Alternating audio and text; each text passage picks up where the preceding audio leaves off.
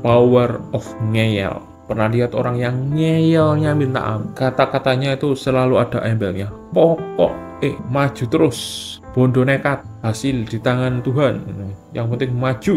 Hal ini sangat erat kaitannya dengan toxic atau over positive thinking. Kalau saya ibaratkan itu sama seperti cowoknya itu bukan tipe cewek yang ditembak atau dinyatakan cintanya gitu ya. Terus tidak menyerah, raih gede. Kita harus bisa membedakan yang namanya gigih dan stalker gitu ya. Lalu teman leha-leha profesional, jumpa lagi di Belajar Bermanfaat sambil santai aja. Yang mau sambil ngopi boleh, yang mau sambil rebahan, plesetan juga boleh. Ya, saya sendiri merupakan orang yang sebenarnya penakut dan introvert. Bila mana ingin melakukan sesuatu yang baru, itu membutuhkan proses yang lama, pertimbangan yang lama, meskipun sudah memiliki kemauan, prosesnya juga lama. Nah, kalau saya ada di kuadran sebelah kiri, ada orang yang di kuadran sebelah kanan, pemberaninya minta ampun, bahkan relatif barbar, kayak kucing oren gitu ya.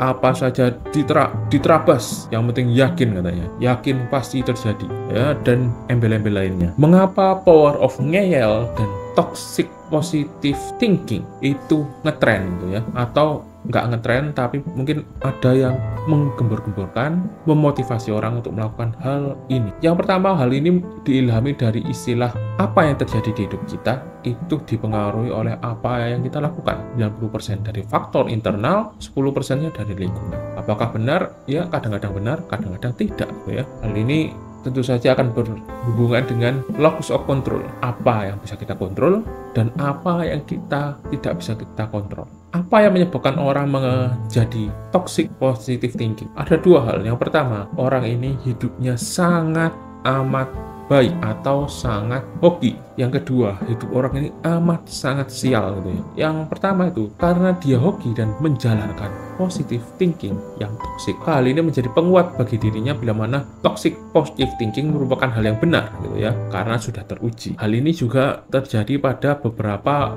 pola pikir yang dikuatkan oleh pengalaman yang dimiliki seseorang. Padahal yaitu hal itu bersifat subjektif dan tidak bisa digeneraliskan kepada semua orang karena keadaan orang lain berbeda-beda, privilege-nya berbeda, sumber dayanya berbeda, dan banyak faktor yang memengaruhinya. Apalagi mereka dapat menggunakan embel-embel disclaimer gitu ya. Kalau baik diambil, kalau buruk dihilangkan gitu ya. Tapi ngeyel ini paling baik gitu. Dia sama aja bohong gitu ya. Yang kedua, karena sial, putus asa, dia mencoba berbagai cara. Salah satunya dapat motivasi seperti ini, gaskan gitu ya. Apapun diterabas, nggak usah mikir gitu ya. Ya, hal ini juga tidak baik. Yang baik adalah balance gitu ya. Positif pada saat ada hal-hal yang berhubungan dengan resiko besar yang berhubungan dengan uang kita harus melakukan analisis gitu ya, atau dapat meminimalkan resiko dengan teknik-teknik yang sangat banyak kita dapat pelajari di mana-mana, termasuk di buku yang pernah saya tulis. Itu adalah buku Cara Menjadi Kaya dan Tetap Kaya, yaitu adalah buku untuk gimana cara kita menjadi kaya dan tidak bangkrut. Jangan sampai kita terlalu terpesona oleh cerita zero to hero gitu ya. Apakah kita mau udah kaya tiba-tiba bangkrut gitu ya? Kalau bisa kaya lagi, kalau bangkrut kere terus mau, janganlah ya. Toxic positive thinking, mengapa disebut toxic? Minimal bagi saya atau pendapat saya atau menurut saya, hal ini sama seperti topik yang pernah saya bahas, yaitu apakah orang baik bernasib baik. Kita diajarkan di agama harus jujur, harus berbuat baik, tapi kenyataannya banyak orang yang tidak melakukan itu dan fine-fine aja. Jangan kita yang berbuat baik tapi tidak pintar atau bodoh, yaitu sama saja dengan makan mie goreng sama nasi putih, double karbohidrat gitu ya. Harusnya mie goreng campur telur, tempe, dan sayuran, klop gitu ya. Jadi jadilah orang baik dan juga pintar. Apa yang ingin saya katakan dengan pernyataan harus jadi baik dan pintar? Menjadi positive thinking tidak serta-merta menyelesaikan semua masalah atau mengeliminir semua resiko yang ada. Bila mana Anda orang positive thinking yang toxic, Anda tidak akan menyelamatkan diri bila mana Anda berinvestasi di robot trading, karena itu adalah scam. Apakah tiba-tiba Anda mendapat hidayah atau mendapat mukjizat, uang Anda bisa Anda tarik semuanya sebelum scam? Ya mungkin ada yang seperti itu, tapi lebih banyak yang tidak gitu ya. Gitu juga pada saat ada musibah atau kecelakaan. Apakah orang yang berpositive thinking kemungkinan hidupnya lebih besar? Ya ada penelitian yang mengatakan malah sebaliknya gitu ya. Seperti penelitian yang pernah dijelaskan atau diceritakan oleh Pak Tung Desem gitu ya. Silakan nonton video beliau untuk mendapatkan banyak ilmu-ilmu yang oke juga. Lalu apakah positive thinking yang tidak toksik itu tidak memiliki dampak yang bagus atau manfaat gitu ya? Positive thinking sebenarnya baik, yaitu adalah supaya kita tidak menguras energi kita untuk memikirkan dampak buruk, resiko yang terburuk, fokus terhadap yang salah. Namun positive thinking harus dilakukan secara smart. Ini sama dengan kalau positive thinking itu adalah seperti orang baik. Nah ini harus pintar juga, jangan positive thinking tapi bodoh gitu ya. Diterapkan semua tanpa ada analisa, tanpa ada manajemen keuangan, misalnya investasi all in semua gitu ya, harus tiba-tiba sahamnya hancur gitu ya, ikut maju gitu ya, ditipu. Nah kata-kata toxic positive thinking itu kata kuncinya adalah pokoknya yakin gitu ya. Nah ini sangat berbahaya karena mengabaikan resiko yang secara realistis itu ada, benar-benar ada. Apalagi termakan atau terbakar oleh gimmick-gimmick yang dilakukan oleh para motivator. Anda pasti bisa, kalau tidak bisa berarti Anda malas gitu ya. Ya tidak semua seperti itu.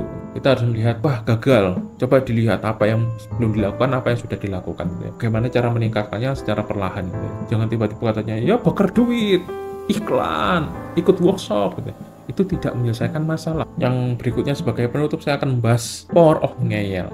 Apa hubungannya toxic positive thinking dengan power of ngeyel? Orang yang ngeyel merasa pasti bisa.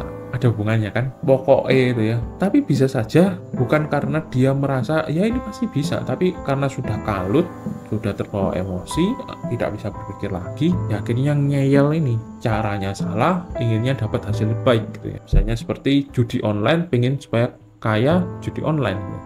Atau ikut robot trading. Cara yang salah, kemungkinan besar hasilnya juga akan membawa pada kerugian Anda sendiri. Power of ngeyel itu bila mana kita anggap pada sebuah game, Anda melawan musuh yang levelnya 10, sedangkan Anda level 1. Apa yang harus dilakukan? Harusnya ya adalah latihan, belajar gitu ya. Kalau misalnya bisnis ya latihan promosi, latihan jualan, misalnya sebar brosur gitu ya. Melakukan hal yang real yang benar-benar bisa menjangkau konsumen. Apa yang dilakukan oleh toxic positive thinking dan power of ngeyel? Di level 1 gasken, serang terus, pasti akan ada waktunya untuk menang. Tiba-tiba ada mujizat dan lain-lain. Hal ini sangat tidak make sense gitu ya. Jangan sampai kita, ya itu, kembali lagi, jadilah orang yang baik, lakukan hal yang baik, positive thinking baik, tapi juga harus pintar, analisis, resiko, belajar, latihan, berkembang dari hari ke hari, memiliki pemahaman yang baru, upgrade terus pemahaman kita terhadap kenyataan dunia ini. Cara yang akan saya bahas di mungkin video-video berikutnya yaitu adalah sadari, rasakan, dan paham. Yaitu adalah tentang awareness adalah pemahaman itu. Apa yang kita lakukan itu adalah cerminan apa yang kita pahami. Meskipun hal tersebut sudah terprogram secara bawah sadar dan keluar secara otomatis. Nah, bagaimana cara mengupgrade, merubah, ataupun merombak apa yang sudah tertanam dalam diri kita? Pertama, kita harus menyadari bila mana hal ini sudah ada dalam diri kita, dan kita harus menerimanya apa adanya. Jangan tiba-tiba, wah ini harus dibuang, direset gitu ya. Tidak bisa semudah itu. Terima dulu, oh ya ini sudah ada. Baik atau enggak sih gitu ya. Kita harus dapat melihatnya, menilainya secara objektif. Jangan berikan penilaian salah benar. Yang kedua adalah masalah emosi, yaitu adalah merasa apa yang kita rasakan pada saat kita membahas hal ini, pada saat kita ingin mengambil sebuah tindakan dalam suatu hal tertentu, misalnya investasi. Emosi kita itu merasa takut ketinggalan, oh, gopoh gitu ya. Ini berarti kenapa kita gopoh? Oh, ternyata karena orang lain bisa untung di kripto, ada yang bilang 100%. Kita merasa makanya orang itu kaya dari kripto ya. Kita tidak mau tertinggal.